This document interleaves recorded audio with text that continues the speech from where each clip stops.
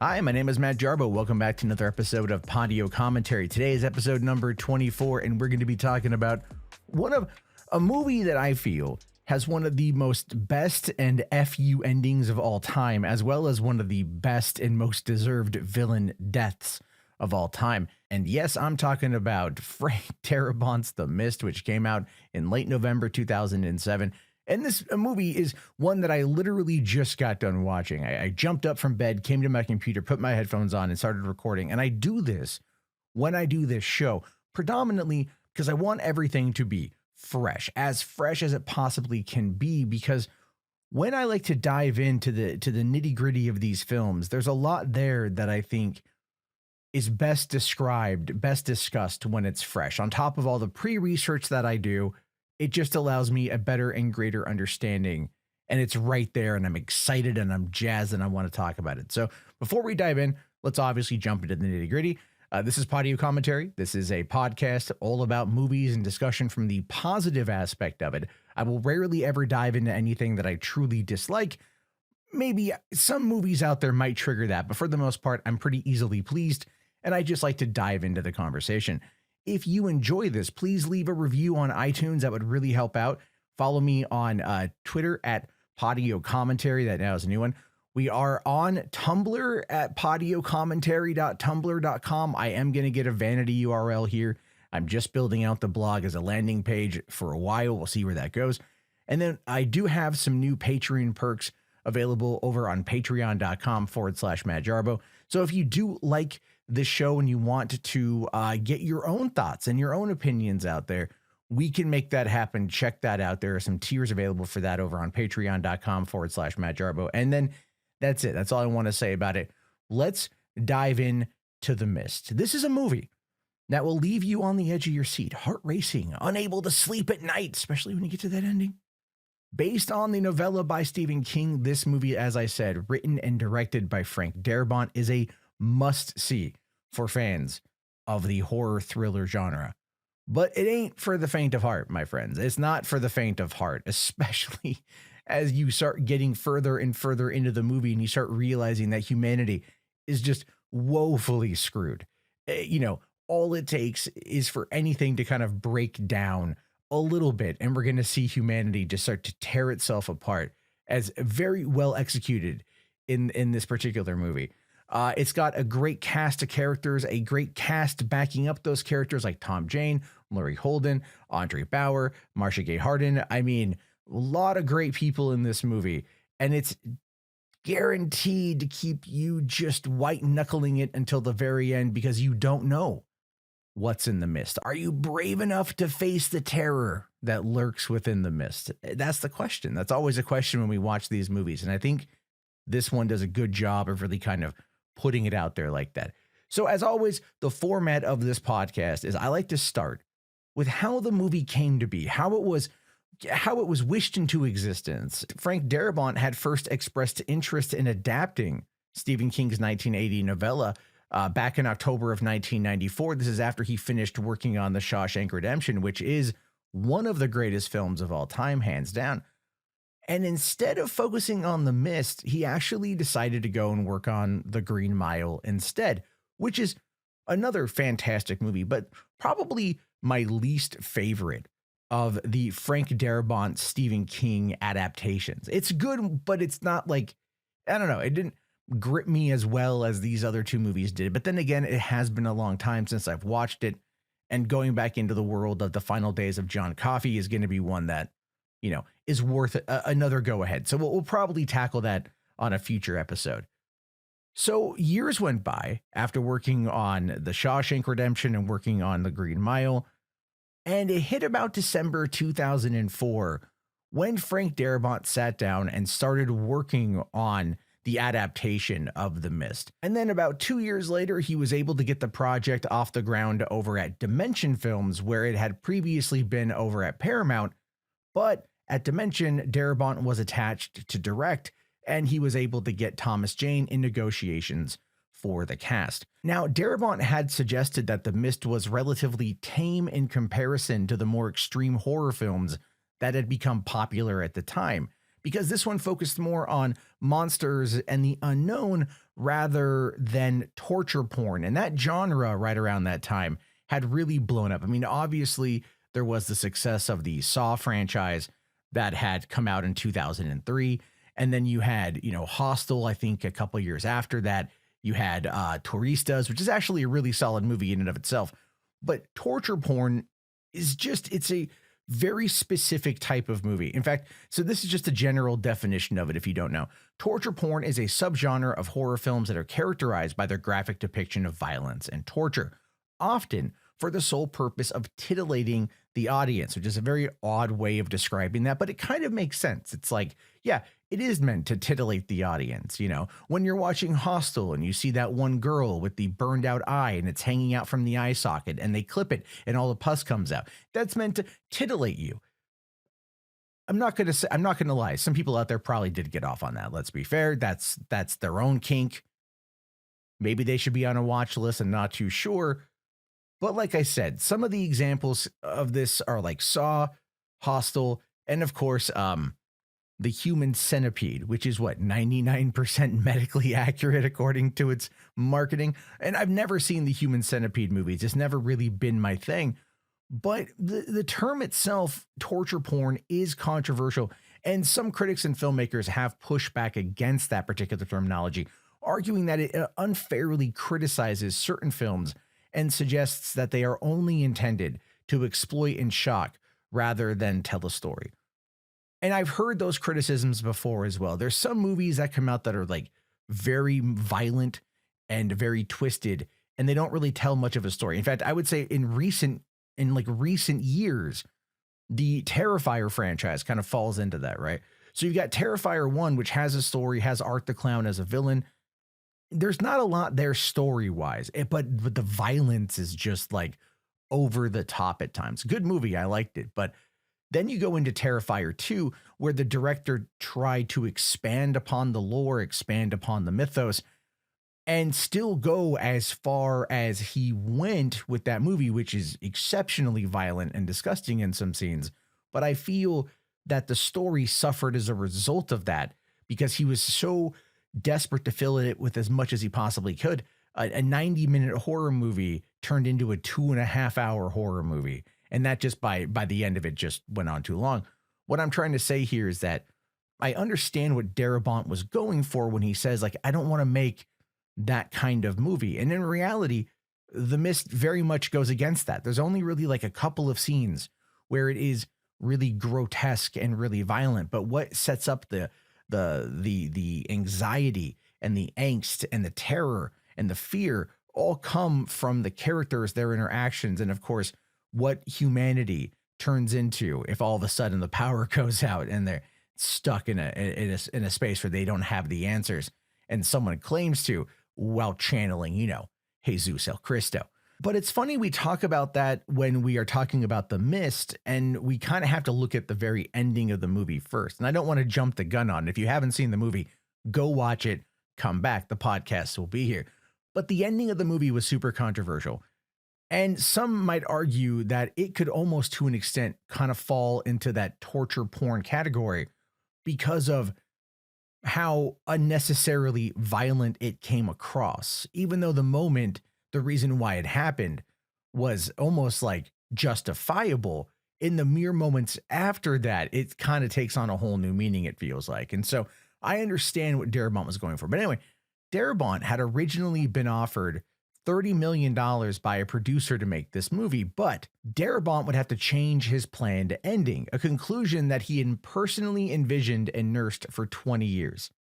Yeah, that ending is way better than the one that's in the novella, which if I recall in the novella, it's being written by the dad, by the main character, by David, and the mist never went away, right? But this ending was so shocking that it was a big thing. People were afraid of that at the time in 2007. They were just like very, very fearful of that kind of downer ending. Would this turn people off? And honestly, no, it never did. I think it only amplified what the messaging of the movie was, and especially with that specific then aftermath. But anyway, here in the end, he actually, turned to Bob Weinstein and was able to get the movie made for half that amount. But in order to get it made for half that amount, which I think it had like a $25 million budget overall, or maybe $18 million budget overall, he had to forfeit his directorial salary. The movie ultimately hasn't turned much of a profit. We'll get to that later on. So you have to kind of feel bad for Darabont. Maybe that's why he hasn't directed anything outside of a couple episodes. I think the pilot episode of The Walking Dead a couple years after the fact. But like I said, in the original novella, the protagonist, David Drayton, and a small group of survivors escape the mist and the deadly creatures it contains by driving in the car. In the movie,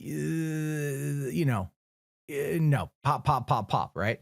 According to Darabont, he actually made this decision because he felt that the original ending, while satisfying in some ways, was too predictable, too happy, really. And he wanted to create something that would stay with the viewer and make them think long after the credits had rolled. In an interview, he actually said, "I wanted an ending that was going to be so absolutely gut-wrenching and devastating. I wanted to end on a really, really bleak note that would be utterly unforgivable." Now, even Stephen King has come out and been like, yes, Frank Darabont, you have changed the ending to one of my novels and made it better. He actually said, "The ending is such a jolt. Wham, it's frightening. But people who go to see a horror movie don't necessarily want to be sent out with a Pollyanna ending." I mean, when we look at horror as a whole, I've always kind of looked at horror as a way of cautionary tales to an extent. You know what I mean? Like, something bad happens, usually because somebody does something bad in some cases. And there's always consequences that happen, like people die, whatever. But then people always seem to end the movie with the sun coming up and being able to walk out and be free. One of the cool things about how Darabont shot the movie, because again, he shot this thing for super cheap, is he wanted to go for more of a documentary style for the film. And you really feel it. A lot of the camera work gets really close on the characters' faces, and you really get to see a lot of that emotion, especially as the sound design does a great job of just kind of cutting out all external noise every once in a while and just focusing on the tension in that moment. And you just get sucked into what's going on because you want to just shake some of these people and go, "Wake up. What are you doing? Why are you so dumb?" But again, people are afraid and they're acting very stupid as a result of this. But what he did to achieve this effect, not only did he just bring in really good actors, he actually brought in the camera crew from the FX original series, The Shield. This is a movie that you have to kind of laugh at that, right? When you hear that a little bit, you're like, wait, what? You brought in people from The Shield? So Frank Darabont had directed, I think, a couple episodes of the show, and he just really, really, really liked the crew. And he really enjoyed how they worked and everything about them. And so when it came time to crew up for The Mist, he actually went to those guys and he brought them along for this movie while the show was on hiatus. And like I said, if you've ever seen The Shield, you know what I'm talking about. And if you haven't seen The Shield, get your ass on. I think Hulu's got it on there because it's an FX show. Go on there and watch it. 5 seasons, Michael Chiklis, Walton Goggins, such a good show. Super effed up in so many ways, but really, really, really good. And I think what's really fascinating about it is he was able to again, capture that kind of gritty cable television show feel for this movie. And it just worked out really, really, really well. But also, I guess he had originally wanted to shoot the movie digitally, but he found that the footage looked too good. It was too clean. You got to remember, back in 2006, 2007, when we were first getting into a lot of the digital stuff there, it wasn't as good as it is now. The professional cameras were pretty decent, but then you also had a lot of the prosumer stuff back then. And when I was actually working with HD for the first time, shooting digital, some of the stuff I worked on back in San Diego, we actually were shooting on a Panasonic HVX 700 or whatever it was. It shot only 720p on these massive P2 cards. And the footage looked pretty good. But again, everyone who shot digital was trying to replicate film. And there was a whole bunch of ways to do that. Now it's all done digitally by adding grain and all that stuff. But in this particular case, Darabont wanted to shoot the movie on film. So he shot it using Fujifilm with a 400 ASA rating to give the film a grainy effect. And I'll say this, I was just watching it again on Netflix. It's possible that just the resolution from Netflix and the way this movie played out, some of the shots, like in the beginning of the movie, some of the shots looked really grainy and they didn't look very good. They looked standard definition, below standard definition. But as the movie progressed, getting into the nitty gritty of the store, it started looking a lot better. And that might have just been how they shot it. Honestly, I would like to go find my Blu-ray copy of this and pop it in and just compare images. I know that's kind of a weird thing to say. Like, we watch a lot of movies streaming now, but again, you're never going to be able to compare. Like, literally, you're never going to be able to compare with the physical media. You know, it doesn't matter. I'm sorry. Like, I'm a big physical media guy. But anyway, going into the filming of this movie, they shot during an 8-week hiatus from The Shield. And then they went off to go shoot this thing in Shreveport, Louisiana in early February 2007. And you guys got to remember, they shot this movie in February 2007 over the span of 37 days. And it was released in theaters in the United States, in Canada, November 21st, 2007. That is a fast turnaround. Last week, I talked about the 2013 movie Prisoners, and it was very similar. They shot the movie in early 2013, and it was released in late 2013. So Hollywood can turn this stuff around. But the thing is the visual effects on The Mist, I think, could have probably used a little bit more time. But that being said, again, it had a very mid-budget, small budget for what they were going for, and they had to do with what they made it work really well. However, even though this movie was set in Maine and they shot it in Louisiana, to be fair, Stephen King had couldn't differentiate. He could not differentiate. He was like, wow, this really does look like Maine, which goes to show you that woods just all kind of look the same. It doesn't really matter what it is. But why don't we dive in to the movie itself, give my thoughts on the movie itself, because arguably the greatest shot of this movie is how it opens. All right, you've got the artist David Drayton, and he is sitting there at his canvas, and he is painting Roland the Gunslinger. Now, obviously, that is a great reference if you happen to be a Stephen King fan. And even now, all these years later, when you look back on that and you realize that Hollywood has just failed in many ways to tell the story of Roland the Gunslinger, even though 10 years after this movie came out, you had Idris Elba in The Dark Tower. And Stephen King fans hate that movie. But as a non-reader of Stephen King's work, I actually kind of enjoyed it. And maybe one day I'll do more of a breakdown on it, talk about why I like it. But yeah, like, it's just, I know the struggle to get the gunslinger, canonically accurate to the big screen, or now the small screen in the case of Amazon actually having picked up the rights to it. But anyway, Dave is working on this image. It's very recognizable. It's very iconic if you happen to be a Stephen King fan, but immediately to its right, what do we see there? Right? Or to its left, what do we see? We see the poster for John Carpenter's 1982 classic, The Thing. That to me was way more recognizable and way greater of an Easter egg than Roland the Gunslinger. But I still really enjoyed that opening shot, because it just kind of established, I think, the vibe of the world that you're in. Here you're looking at the gunslinger, and you're also looking at The Thing.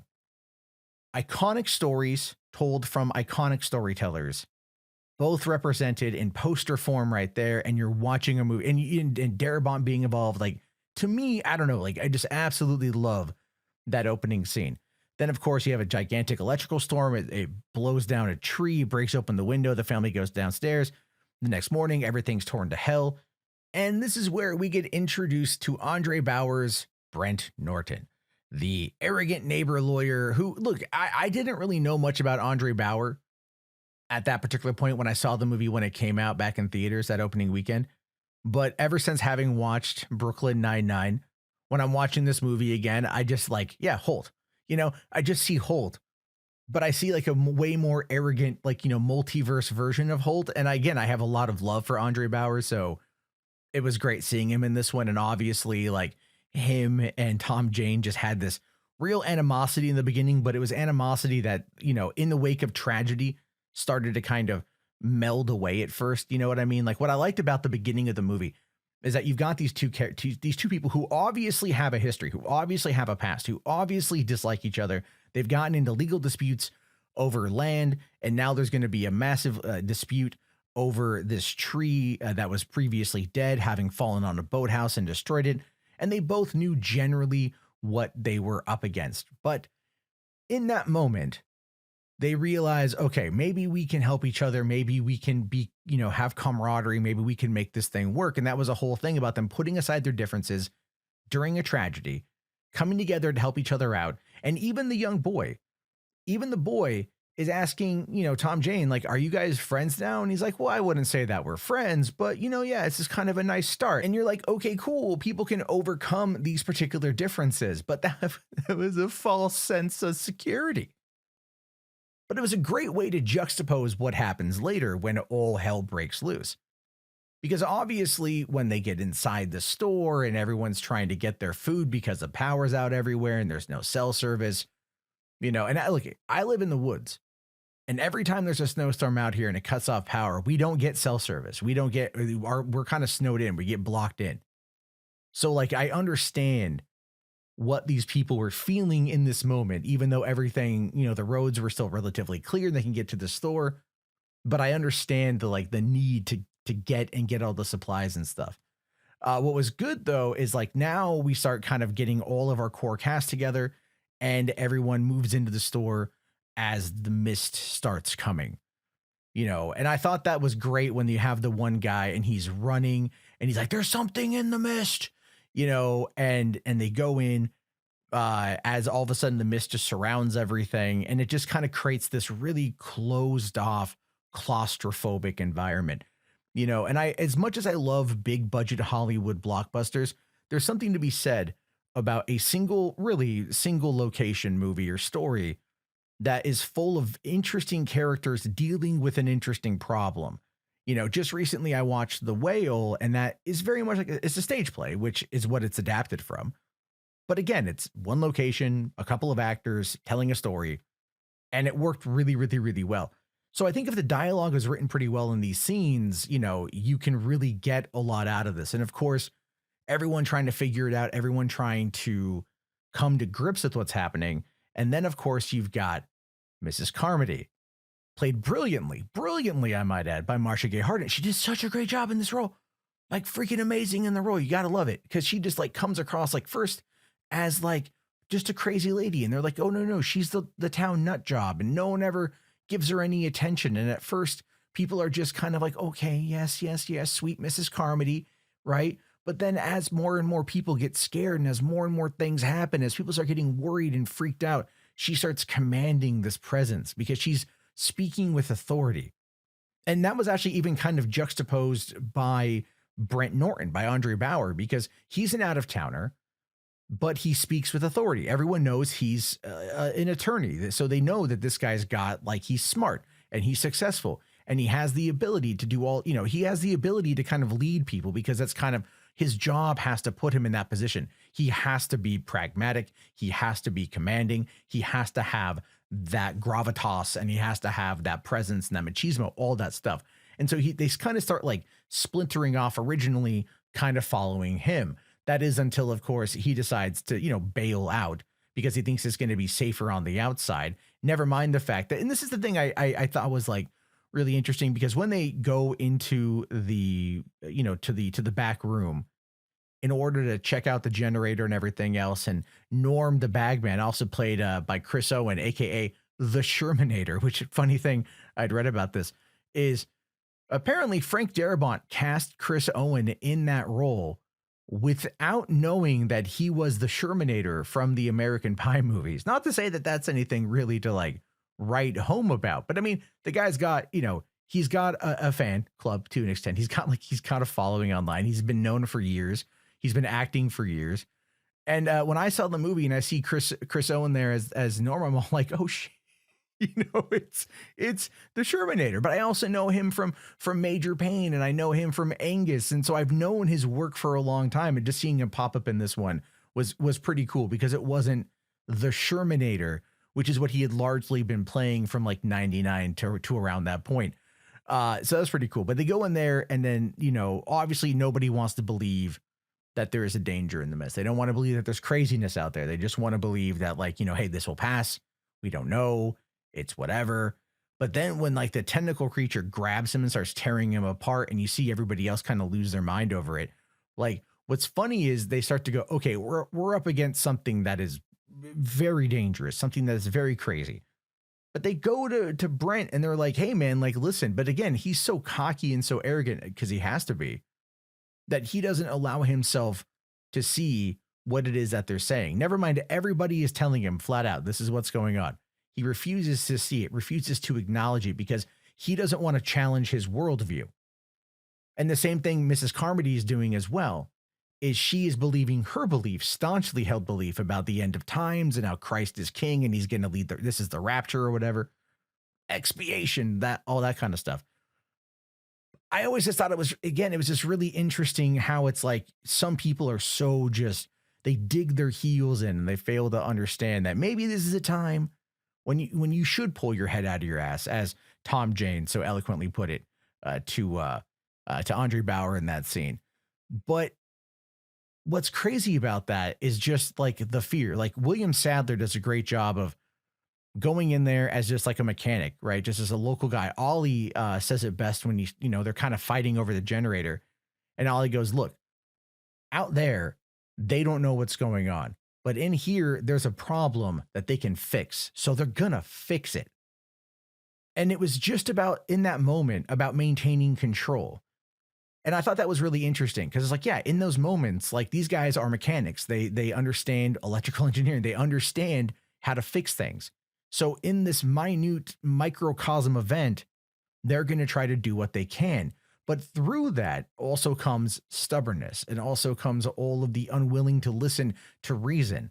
But at the same time, they had no real reference to work with on that front, to really kind of, like they didn't know really what they were dealing with. They hadn't seen it themselves yet. And then once they do, it all kind of goes crazy. What really got me though with the movie, with the characters, was as the day went on and day turned to night and they're trying to sort it all out. And obviously the big bugs come on in. They don't know what to do. And, they think like, okay, if we turn the lights on, it might scare them away, but it gives us something to see. And then from there into confusion, because they had a plan, but no one was leading anything at this point. No one was really leading it.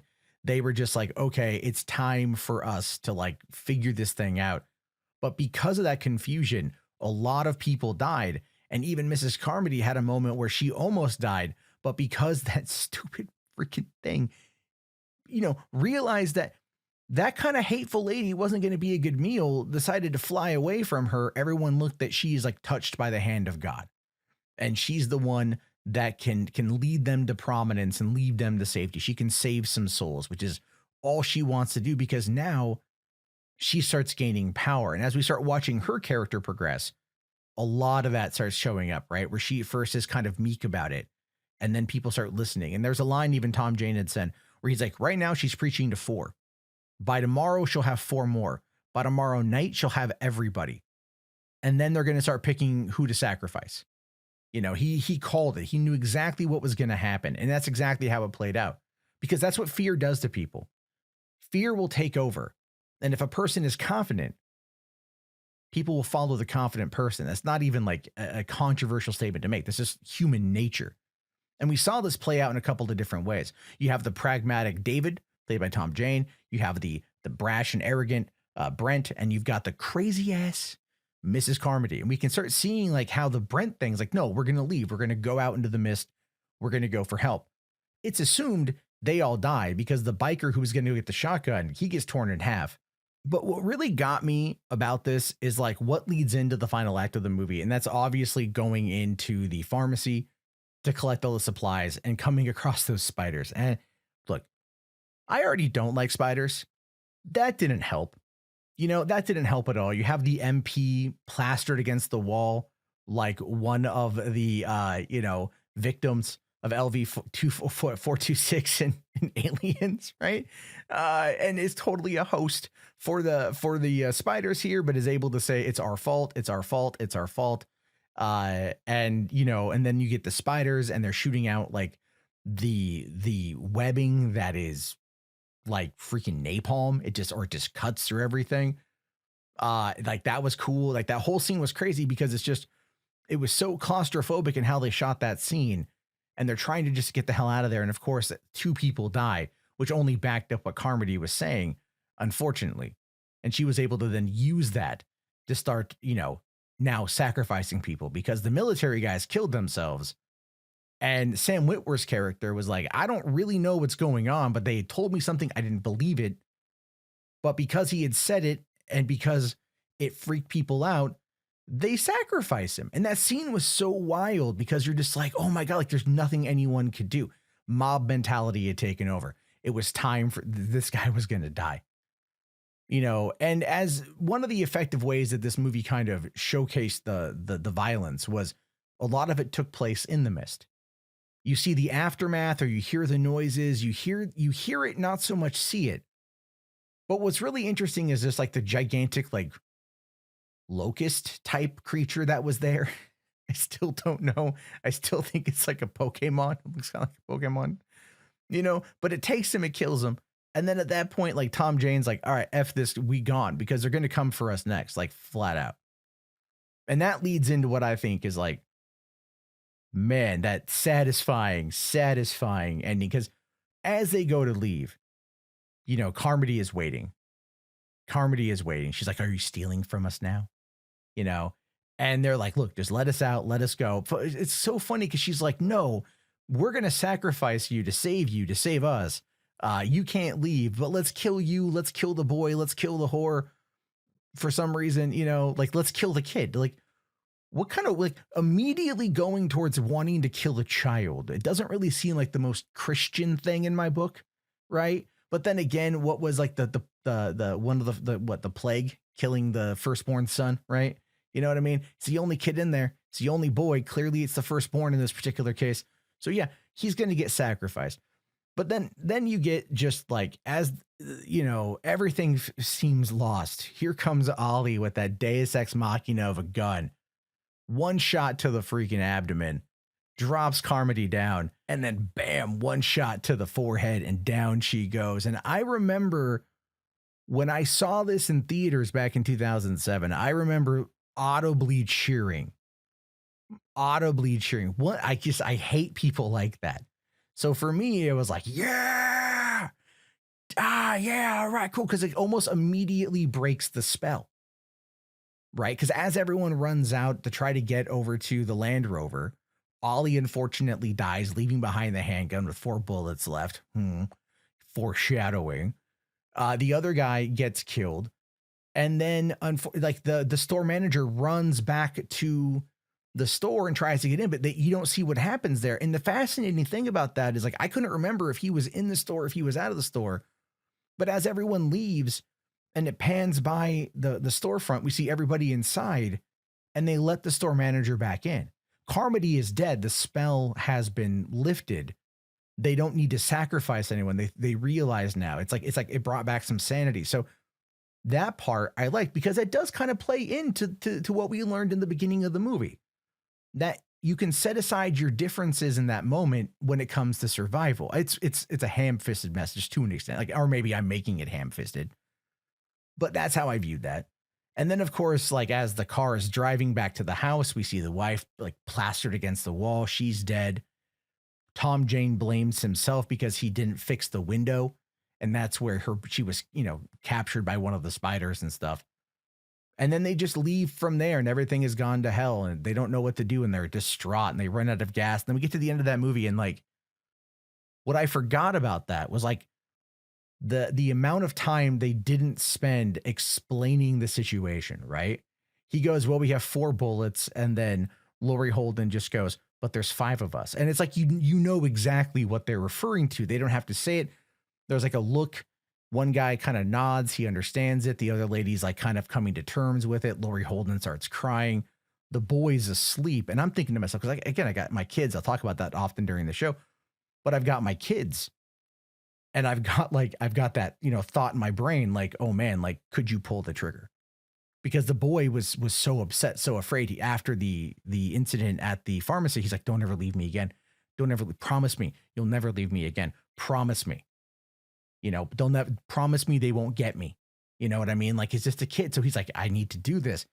And as he's cocking the gun, the boy wakes up, and it just kind of the kid just opens his eyes and looks, and you see the realization in his eyes, and then it just cuts to the shot of the outside of the car, and pop, pop, pop, pop. And you're like, oh my God. Cause there's like, the thing is, you think about that, think about in that moment where Drayton has to literally shoot his kid, shoot his new girlfriend, turn around, shoot the old broad, and then turn around completely behind him and shoot the old guy. Like, without any hesitation. And no one even in there made a sound, which is like the scarier thing about it. There wasn't like a regret. It was just like acceptance of death, and then there's the iconic him screaming and trying to kill himself and everything else. And then, of course, as soon as he gets outside, here comes the military. Mist is clearing, flamethrowers, tanks, guns, help. And then just that kind of last little FU, right? Where here comes Melissa McBride in the van with her kids. She made it home safely. And that begs the question, what if they would have left? Would they would have made it home safely as well? Because she was asking for someone to take her. You know what I mean? It's like, so it's one of those things where it's like, do you zig where you zag? What choice do you make? It's just so many things in this movie make you just question, what would you do in that situation? How would you respond, sort of thing? And then like it just cuts to black and says written and directed for the screen by Frank Darabont. And you're like, oh my God. Because even walking out of that movie, I remember like just sitting there with my friend and just going like, holy crap. And the last time I saw this movie too was there's a black and white version of it you can get, which, by the way, is way better than the in color version of it. It really is. Netflix doesn't have the black and white version, unfortunately. But if you can get the black and white version, it feels like you're watching a Twilight Zone episode, which is really great. So I highly recommend that. And I think even originally Darabont wanted to film the movie in black and white, but they kind of turned him down. So if you can get that copy, I think that's more in line with what Darabont had originally wanted. And I think it works out a lot better. So let's talk about how the critics came to this movie, because I feel like a lot of people have come to love it after the fact. Originally, it only got a 71% based on 147 reviews, with the general consensus reading Frank Darabont's impressive camera work and politically incisive script make The Mist a truly frightening experience. The politically incisive aspect of that, to me, has only been amplified as years have gone on. You know what I'm saying? So yeah, there's that. Metacritic actually only gave it a 58 out of 100 with mixed or average reviews, and CinemaScore audiences gave it a C on a scale of A to F. They gave it a C, which means they did not like that ending. I guarantee you after later on, because the way CinemaScore it works is they catch you as you're coming out of the theater. That initial like, oh my God, wow, as you're walking out the door, processing what you just watched, and they ask you what you think, and they give it a score. Usually horror movies will kind of, aim around the B plus, right? B to B plus. This one got a C, which is like not good in the eyes of Hollywood, but it's only because of that ending, which I think is like a fantastic ending for what they were going for. And here it is 15 years later. And I'm like, hell yeah, that ending still holds up. Still makes you think. And I couldn't even imagine the movie any other way. I don't want a happy ending in that movie, to be honest with you. I think it works out well. The works out best like that. But then, of course, let's talk about how the box office responded, because like I said, the movie did come out in the US and Canada on November 21st, 2007. And I was looking to see what other movies had come out at that time.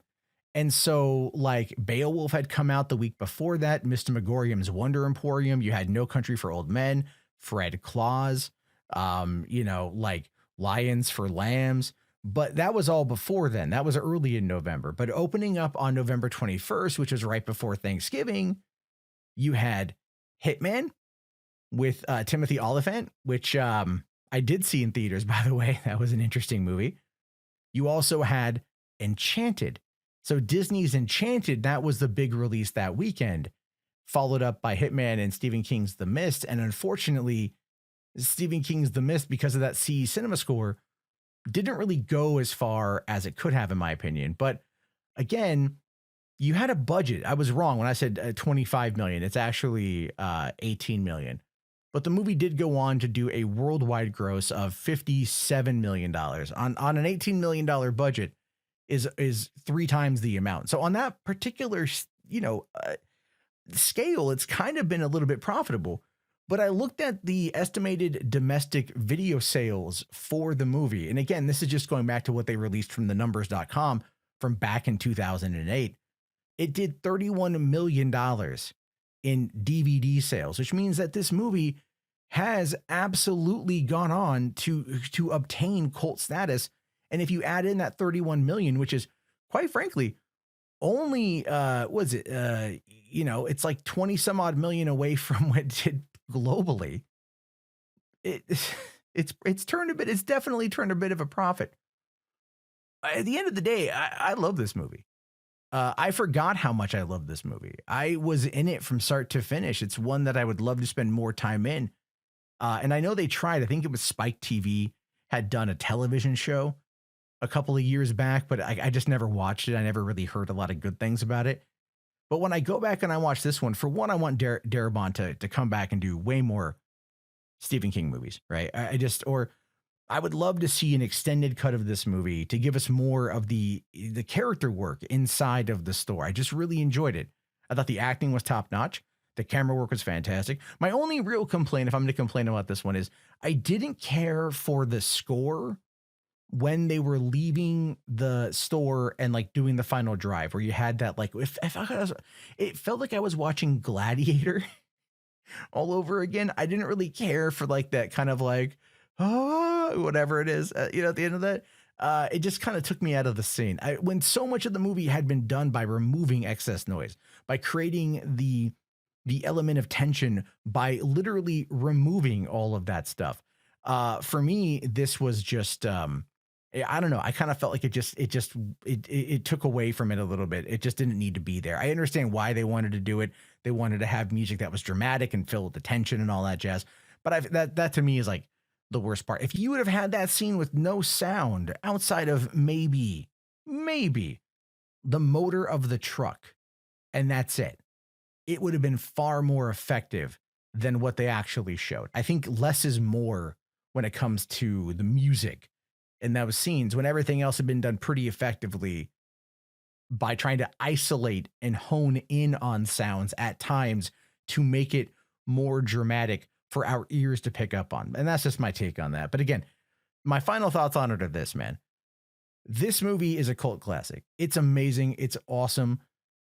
I will watch it again every year. I'll watch the black and white version of it. I can't recommend it enough if you like horror. If you like Frank Darabont, if you like Stephen King, I can't recommend it enough.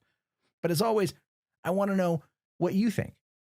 This is a conversation, and it's one that I feel we can have together. So please let me know, if you're watching this on YouTube, what you think of The Mist. If you're listening to this on iTunes, wherever you get your podcast, please leave a review. Find me on social media at Podio Commentary, and hit me up. Let me know your thoughts. And I'll talk to you guys next week when we tackle the 2010 sci-fi apocalyptic movie, The Book of Eli, post-apocalyptic movie, Book of Eli. I'll talk to you guys later. Have yourself a great week. Go watch a movie, and peace out.